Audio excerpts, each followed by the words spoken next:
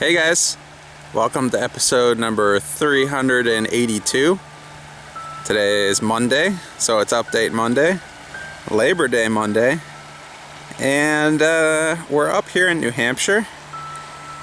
We're on a little bit of a river here, and we're gonna go exploring. So let's see what we can discover. It's about 10 o'clock in the morning, and it's nice and sunny out. You can see the water level here is pretty low. Oftentimes a lot of these cobbles are underwater, but they are exposed here. I think the water level is a good foot or two below normal. You can see how crystal clear this water is up here in the mountains, and you see all the cobbles underwater. We got some sand here on the shore, and yeah, it's like glass. So there's really no breeze here. There's a little bit of rapids back there, but it's very, very shallow. So I'm just gonna walk around and we'll see what we can discover. Got a little bit of a log jam here.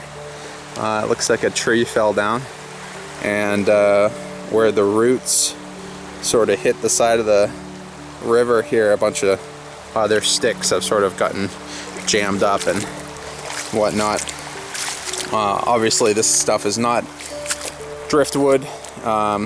It's a lot of pine. You can see the pine needles over there, and the bark is still on it. So this stuff is very new, and it's softwood, so nothing we're really interested in.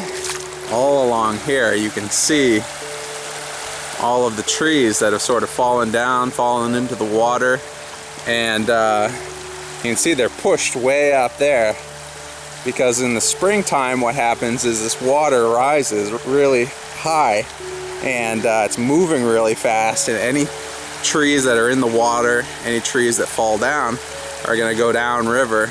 And the second they hit a bend like this, there's a bend here, the second they hit a bend, they're just going to jam up and start a log jam on the side of the bank.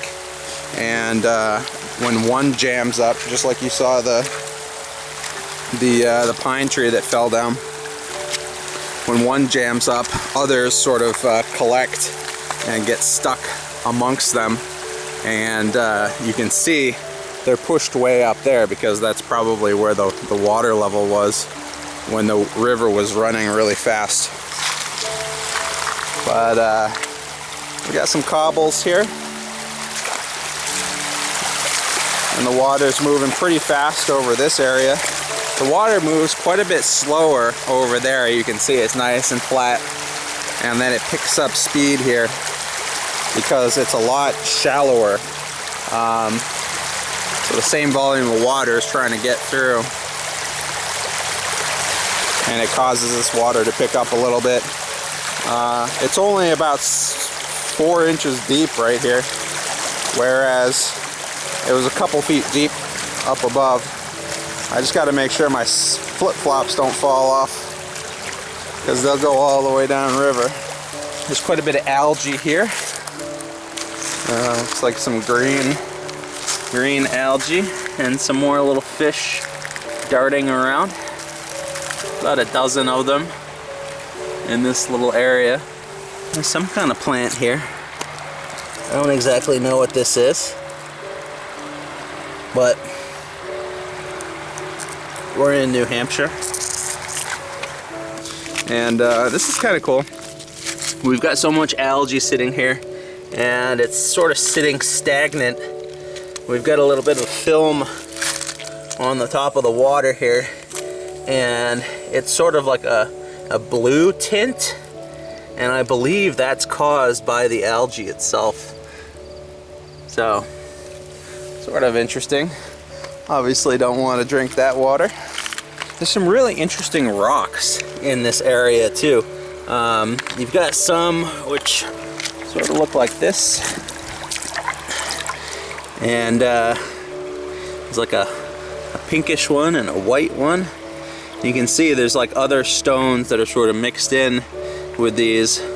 Didn't really pay attention in geology class, so I don't know exactly what kind of rock this is, but if you know, let me know. I do know that there's quite a bit of granite around here, and it takes on different looks. I believe this is a granite, and I believe this is as well, and this right here as well. So a lot of different colors up here.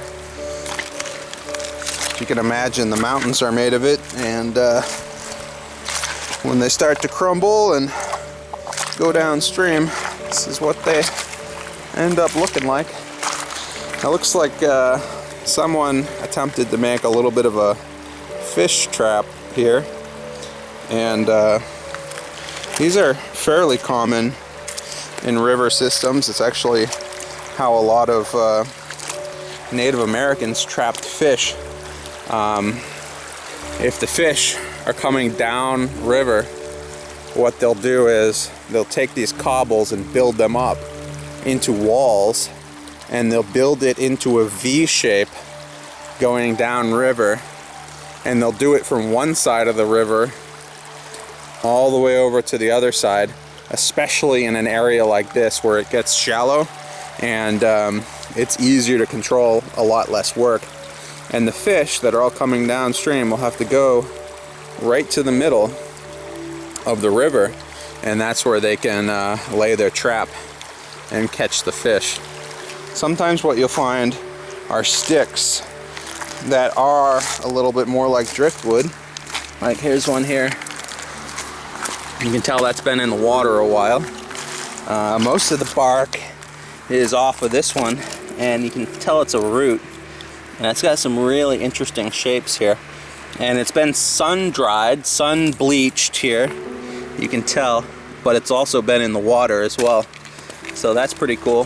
Here's actually another one right next to it. That could make an interesting piece of driftwood with the branch coming up off the side. Check this one out. Yeah, that's pretty damn cool.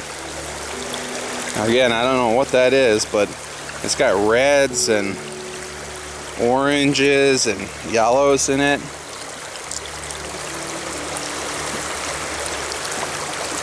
That's really awesome.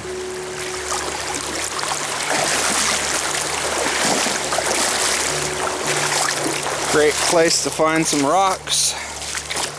You got some still areas here with greatly reduced flow. And again, we can see we got that little fish fry swimming around.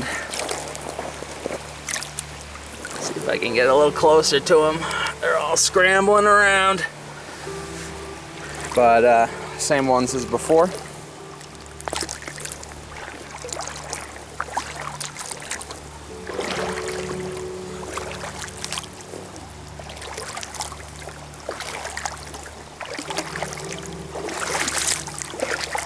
You can see it's being gently fed water here, so it's not completely cut off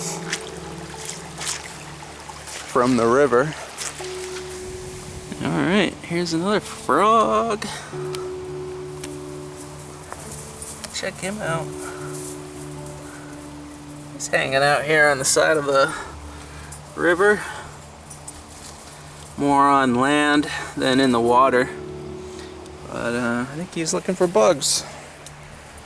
Alright, we can see we got another log jam here, and the river is off to the left, and this area quiets down quite a bit, and we do have water flowing through here,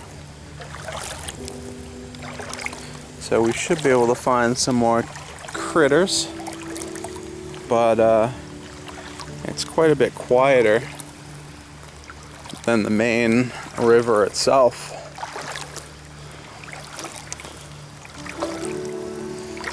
So, might find some fish.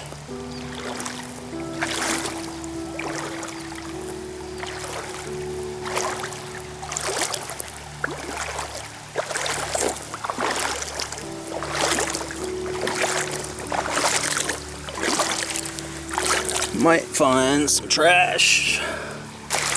We got nice Oxygenation right here, air exchange. All that bubbling over the rocks. That's how nature does it, ladies and gentlemen. And that's a big difference between a river and a pond.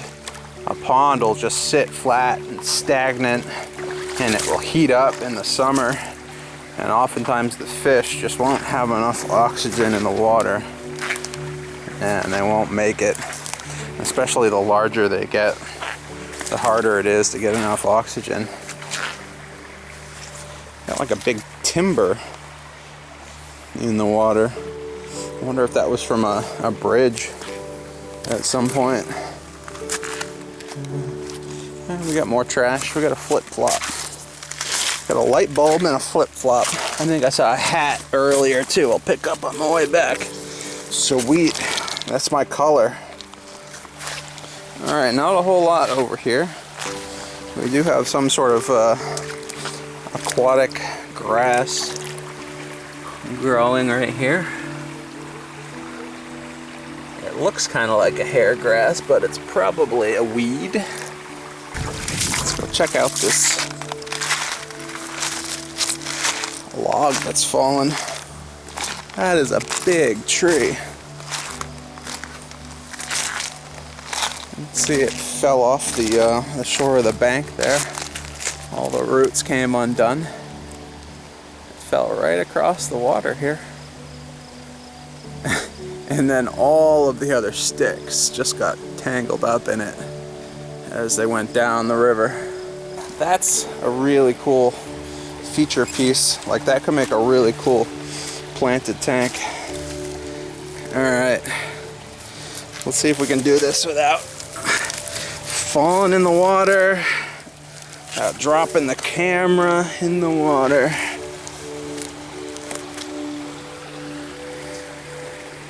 You can see the size of those boulders down there. The water got a little bit deeper here, and it probably moves quite a bit faster around here.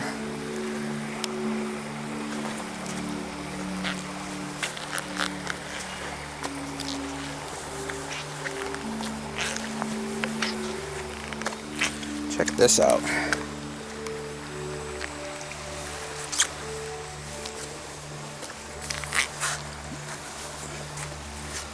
This is super cool. Imagine having that in your aquarium. Look at that. Pretty cool, huh? And actually, you can see there are quite a few fish right down there. There's a little bit of a glare, a little bit of a shadow, but hopefully you can see those guys. They're several times larger than the ones in the small ponds from before. Check that out. That's pretty damn cool. And it's been underwater, held underwater by the tree itself. There you go. That'd be a pretty cool piece as well, right? You need like a 125-gallon tank for something that size. But toss it back in. Now look at this stuff. So you guys are probably familiar with manzanita wood. Obviously that's not something you're gonna find in New Hampshire, but check out this stuff. This is probably just like poplar or something else, but it's got a nice wavy pattern to it. The bark's gone, it's all bleached out, and some of the smaller branches are still intact. That could make a very interesting piece of driftwood as well. The water is traveling nice and fast over here, and you can see all the cobbles. Very nice. But then over here you've got this huge log jam, right? The water can't get through here. And then what do you find? It's all sandy and muddy on this side, because there's absolutely no water flow on this side. which is kind of crazy. Getting nice and muddy now. That's how you know you're having a good time. I think I prefer the cobble side of the stream to the sandy, muddy side of the stream for sure. It's a little bit easier to walk, a little bit more pleasant to look at. Alright, check this out. So this is a log that's obviously been in the water for a very long time. It's like a tree trunk essentially, but the cool thing about it is it's hollow. So check that out. There's probably all kinds of stuff living in there. I wish I had an underwater camera. I'd throw the underwater camera right down there, but very cool. Some more cool pieces of wood here. Looks like the side of a piece of bark or something. Got the knot to a tree trunk there. Very cool pieces. I got one more piece of trash to pick up down here before I turn around and head back to the main part of the river. And it looks like it's a beer can. Do your part, folks.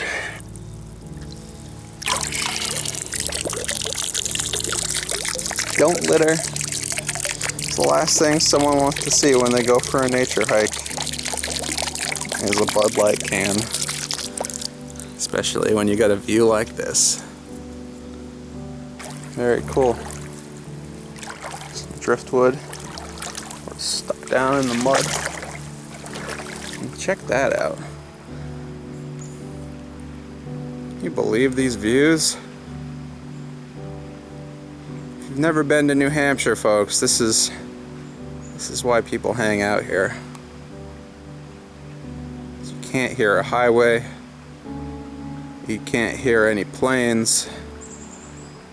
No people, no houses.